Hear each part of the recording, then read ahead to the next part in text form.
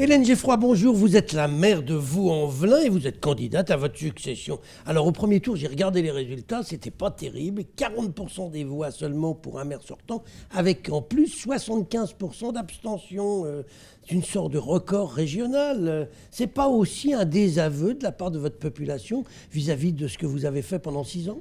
Moi, ce que j'ai vécu surtout, c'est l'aboutissement finalement de 6 ans de travail qui ont été reconnus au travers de ces 40%, puisque finalement 40% des Vaudais, dès le premier tour, ont fait le choix de la liste que je menais, et que la deuxième liste se trouve seulement à 14%, ce qui veut dire que la différence, en réalité, est majeure et me place en bonne position pour le second tour.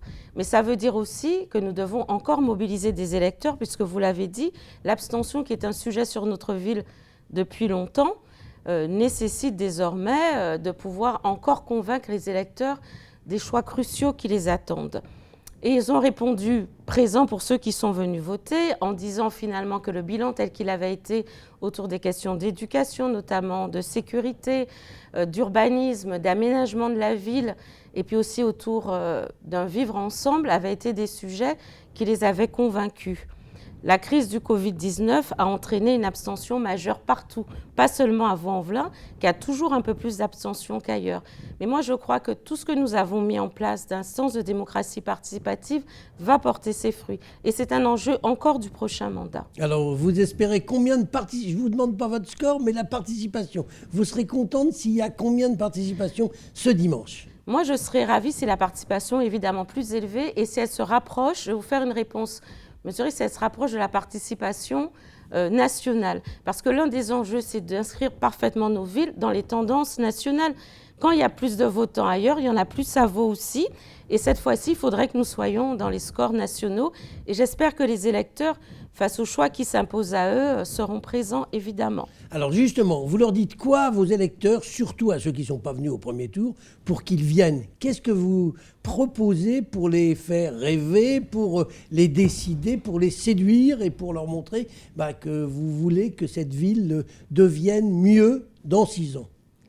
La première chose, c'est de les rassurer sur les conditions sanitaires du vote, puisqu'une partie des électeurs que j'ai rencontrés de la commune depuis que nous sommes sortis du confinement m'ont fait part de leurs craintes. Et puis la deuxième chose, c'est leur expliquer évidemment que Vaux-en-Velin est un moment charnière.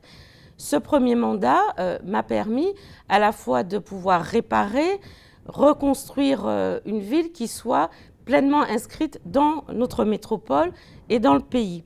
C'est-à-dire des projets aussi ambitieux que la transformation urbaine du Mas du Taureau, qui nécessite l'arrivée du tram, mais aussi le développement du sud de la commune avec des équipements publics que j'ai programmés, et puis la rénovation, la réhabilitation des écoles, la construction de nouveaux groupes scolaires. Les premiers depuis 40 ans ont été construits sous ce mandat. Parce que nous avons une ville jeune, 40% de la population a moins de 25 ans, et l'un des enjeux primordiaux va être de les accompagner jusqu'à l'âge adulte et au monde de l'emploi. Et donc, c'est le sens du grand plan des cités éducatives dans lequel chaque adulte va avoir un rôle pour tutorer nos jeunes. C'est une ambition nouvelle que je porte. Mais aussi, je vais continuer à travailler sur les questions de tranquillité publique. C'est un sujet important aussi. Mais j'allais vous le dire, le problème des banlieues, c'est qu'il y a de l'insécurité généralisée, du trafic de drogue. Qu'est-ce que vous allez faire là ? Il y a des problèmes et il y a des sujets qui relèvent quand même, je le rappelle toujours, de la compétence du ministre de l'Intérieur, auquel j'ai encore écrit il y a quelques jours. L'enjeu, il est majeur, c'est de dire comment nous assumons pleinement de faire de la sécurité, parce que c'est un des premiers droits des habitants. Et donc, moi, j'ai multiplié par 5 le nombre de policiers sur ce mandat. Je le remultiplierai encore quasiment par 3, puisqu'ils sont 35 aujourd'hui. Ils seront 100 dans le courant du prochain mandat. Je suis passée d'une vingtaine de caméras qui fonctionnaient à 80. Elles seront près de 200 sur le prochain mandat, et j'y rajouterai même les drones. Mais je travaillerai aussi sur la prévention, parce qu'il faut avoir les deux sujets. Donc, je vais finalement recréer ce qui, à mon avis, a été une erreur quand ça a été supprimé, de la présence, de proximité, au travers des policiers et des médiateurs, et de tous les adultes qui sont appelés à se mobiliser sur ces sujets-là. Alors Hélène Geffroy, parlons un peu de politique politicienne, parce que vous n'êtes pas seulement candidate à la mairie, vous êtes aussi candidate à la métropole. Vous aviez une liste au premier tour. Au second tour, vous avez fusionné avec les écologistes, qui restent vos adversaires pour les municipales. Déjà, c'est difficile de s'y retrouver. Mais qui plus est, au premier tour, vous nous aviez expliqué que vous souteniez plutôt David Kimmelfeld. Les écologistes qui vous ont rejoint sur la liste soutiennent, eux, monsieur Bruno Bernard. Qu'est-ce que vous ferez au moment du vote? Vous allez voter pour lequel des deux? Vos électeurs, ils ont envie de savoir avant de voter. Non, les électeurs, ils savent... ils n'ont pas besoin de savoir. Non, c'est pas... Mais je vais vous expliquer ce qu'ils Je vous écoute. C'est l'essentiel. L'essentiel à savoir est assez simple en réalité. La liste que je menais au premier tour a fusionné avec la liste des écologistes dans cet entre-deux tours. Parce que nous portons des valeurs et des principes qui sont communs. Je rappelle que je suis aussi investie par le Parti socialiste. Donc nous nous sommes retrouvés sur des principes que nous partagions dans un contexte qui est particulier sur notre circonscription, puisqu'il y a deux autres listes. Une liste d'extrême droite et une liste d'une droite qui est dure et clivante, celle de Laurent Wauquiez, que Gérard Collomb a rejoint. Au grand désarroi, vous l'avez dit au premier tour, j'étais soutenue par David Kimmelfeld, donc les choix étaient déjà faits. Au grand désarroi d'ailleurs d'une partie de ses électeurs, dans cette alliance qui a laissé perplexe plus d'un. Et donc moi, je suis au service d'un territoire qui mérite d'être pleinement ancré dans la métropole, fort de l'expérience, y compris politique, qui est la mienne et des fonctions que j'ai occupées.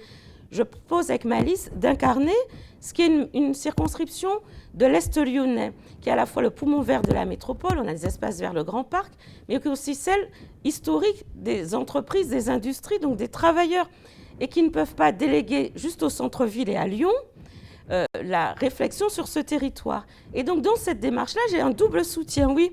J'ai le soutien de David Kimmelfeld, dont je suis encore aujourd'hui vice-présidente, et j'ai le soutien de Bruno Bernard. Parce que finalement, tous les deux ont partagé l'intérêt d'un territoire qui est celui de l'Est lyonnais et que je défendrai avec énergie si Renamo me fait confiance. Donc j'ai rien compris, excusez-moi, j'avais du mal comprendre, mal écouter ce que vous avez dit. Entre les deux, Bruno Bernard et David Kimmelfeld, vous allez voter pour qui? J'ai été très claire. Je suis claire. Pour qui vous allez voter? Et je vais répondre tout aussi clairement. Moi, j'ai pris toutes mes responsabilités. Il n'est pas possible que ce soit cette alliance de François-Noël Buffet et Gérard Collomb qui arrive aux responsabilités.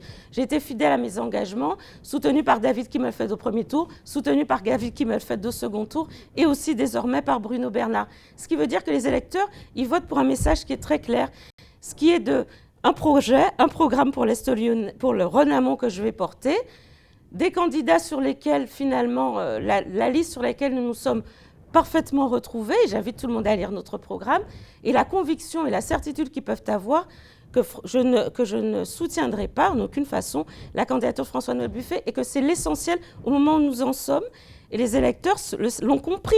Ils savent, ils ont compris aujourd'hui. Ils sont plus doués que moi parce que j'ai toujours pas bien compris votre position. Mais c'est vrai que je ne vote pas à Vaux-en-Velin. Ni à mes yeux dessiné Jonage, puisqu'il y a 4 villes sur la circonscription, et que ce que les électeurs ont bien compris, en tout cas, c'est que la liste que je porte ne permettra pas, et s'ils l'élisent, à cette droite, finalement, de Laurent Wauquiez d'arriver aux responsabilités, et que c'est le territoire qui gagnera et ses habitants dans ce double soutien que je porte et qui va permettre de respecter un double soutien de deux personnes qui sont concurrentes. Qui va permettre, oui, mais qui permettra, oui, mais qui du coup, parce qu'ils ont aussi des convergences, les feront se retrouver à un moment ou à un autre. Je n'ai aucun doute là-dessus et nous aurons été visionnaires sur cette circonscription. Eh bien, on verra ce que ça donne, c'est dimanche soir, il n'y a plus beaucoup à attendre. Hélène Geffroy, je vous remercie. Je vous remercie.